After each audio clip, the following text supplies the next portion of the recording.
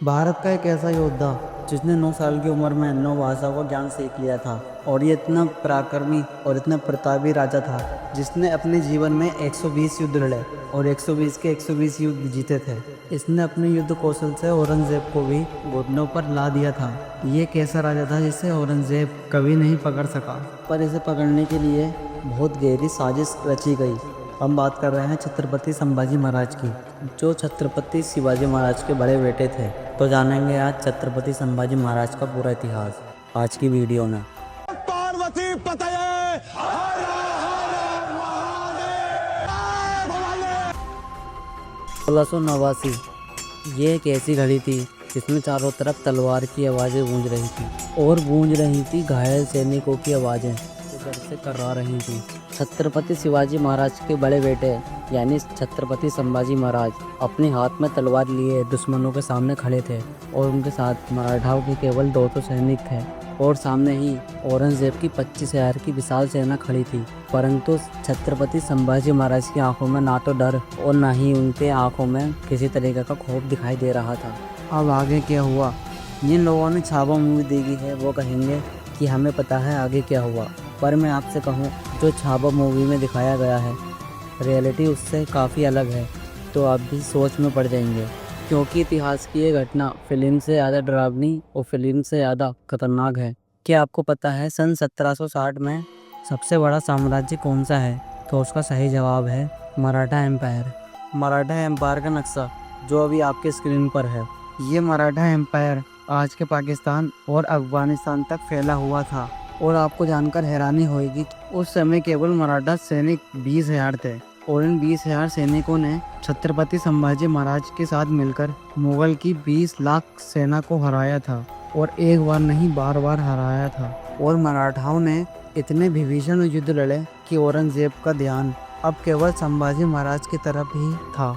संभाजी महाराज भारत के एक ऐसा योद्धा थे जिसने 9 वर्ष की उम्र में 9 भाषाओं का ज्ञान प्राप्त कर लिया था और उन्होंने 9 वर्ष में 120 युद्ध लड़े, जिनमें से वो 120 के 120 युद्ध जीते।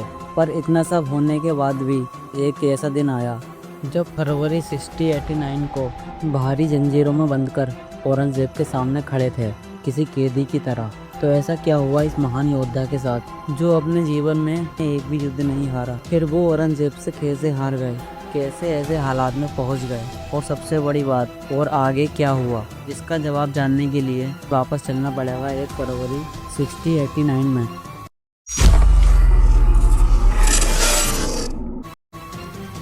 तो पहले जानते हैं छत्रपति संभाजी महाराज को कैसे धोखे से कैद किया गया। फरवरी 1689 की सुबह को छत्रपति संभाजी महाराज अपने एक किले में थे, तभी वहां उनके पास कुछ गांव वाले आए और उनको अपनी समस्या सुनाने लगे। समस्या का समाधान करने के लिए संभाजी महाराज अपने 200 सैनिकों के साथ जंगल के रास्ते से चले गए, पर उन्हें नहीं पता था कि ये एक सोची समझी साजिश है कम सैनिकों के साथ उस किले से निकालने के लिए, ताकि उनको धोखे से पकड़ा जा सके।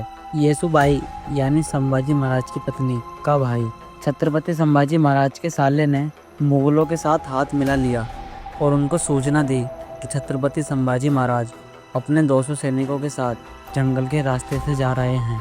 यहाँ पे अपने 200 सैनिकों के साथ खून से लहूलुहान छत्रपति संभाजी महाराज खड़े हैं युद्ध के मैदान में, जिनकी आंखों में ना तो डर दिखाई दे रहा है और न ही किसी का खौफ। ये केवल युद्ध कर रहे हैं और हर हर महादेव का नारा लगा रहे हैं।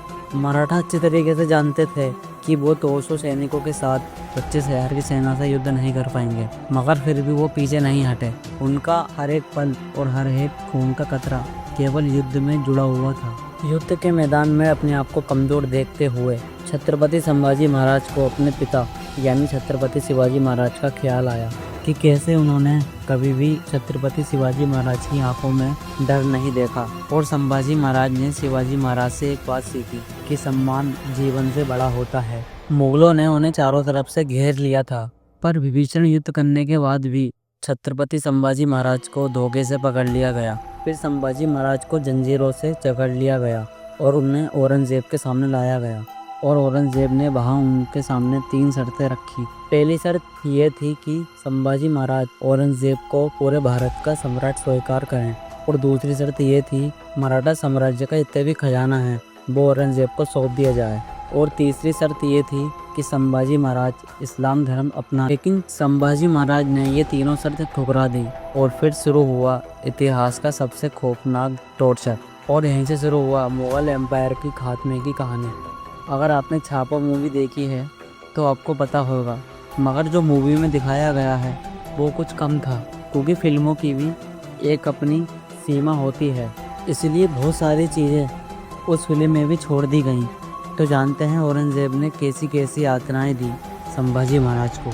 इस्लाम को ना कबूल करने पर औरंगज़ेब ने संभाजी महाराज को मरते दम तक टॉर्चर करने का आदेश दे दिया। यातनाओं की शुरुआत होती है संभाजी महाराज को दर्दनाक पीटने से, फिर उनके शरीर पर गर्म लोहे की सलाखें दागी गईं और उन सलाखों से संभाजी महाराज की आंखों को निकाल दिया गया। उनके नाखूनों को शरीर से एक एक कर खींचकर अलग कर दिया गया। उनको ऊंट से उल्टा लटकाकर पूरे शहर में घुमाया गया। औरंगज़ेब के हर एक सैनिक ने अपनी पूरी ताकत लगा दी संभाजी महाराज को टॉर्चर करने में, और संभाजी महाराज को हर तरीके से टॉर्चर किया गया।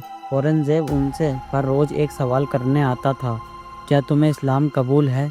और संभाजी महाराज एक ही जवाब देते थे, धर्म मतलब आस्था, और आस्था बदली नहीं जाती औरंगज़ेब। इतना सुनते ही औरंगज़ेब ने संभाजी महाराज के जीते जी संभाजी महाराज की पूरी खाल उतार ली और बाद में उनके शरीर पर नमक लगाया गया ताकि वो और ज़्यादा तड़पें। इतना सब होने के बाद भी उनके अंगों को धीरे धीरे काटना शुरू किया। पहले पैर की उंगली काटी, फिर हाथ की उंगली काटी। इतना सब होने के बाद भी औरंगज़ेब ने पूछा, क्या तुम तैयार हो इस्लाम कबूल करने के लिए? इतने पर भी संभाजी महाराज ने इनकार कर दिया। इतना सुनकर ही औरंगज़ेब फिर से आग बबूला हो गया। इसके बाद औरंगज़ेब ने संभाजी महाराज की जीभ ही कटवा दी ताकि वो बोल ही ना सकें। इतना सब होने के बाद औरंगज़ेब को लगा कि शायद संभाजी महाराज की आत्मा टूट चुकी होगी। 40 दिनों की यातना सहन करने के बाद भी संभाजी महाराज ने तीनों शर्तें ठुकरा दी। फाइनली 11 मार्च 1689 में छत्रपति संभाजी महाराज ने अपने प्राण त्याग दिए। इसके बाद जो हुआ मुझे आपको बताने में भी शर्म आ रही है, क्योंकि बहुत से इतिहासकार मानते हैं कि औरंगज़ेब ने संभाजी महाराज के टुकड़े कर कुत्तों को खिलवा दिए थे। बहुत से इतिहासकार मानते हैं कि औरंगज़ेब ने उनके टुकड़े करवाकर पास की भीमा नदी में फेंकवा दिए थे। औरंगज़ेब ने संभाजी महाराज के शरीर को तो नष्ट कर दिया था, लेकिन उनकी विचारधारा और उनके साहस को वो तोड़ नहीं सका। धीरे धीरे कर मराठाओं के सीने में अब एक ज्वाला जग चुकी थी, जिसने औरंगज़ेब के पूरे साम्राज्य को जलाकर राख कर दिया। थोड़े दिनों बाद ही औरंगज़ेब की भी मृत्यु हो गई, और मृत्यु हो गई उसके सपने की, जो वो मराठाओं को जीतने के देख रहा था। अब आपको समझ आ गया होगा कि क्यों मराठाओं में छत्रपति शिवाजी महाराज और छत्रपति संभाजी महाराज को भगवान का दर्जा क्यों दिया जाता है। अगर आपको वीडियो पसंद आई हो तो वीडियो को लाइक और चैनल को सब्सक्राइब अवश्य करें, और कमेंट में छत्रपति संभाजी महाराज की जय जरूर लिखें। धन्यवाद। मिलते हैं किसी और वीडियो में।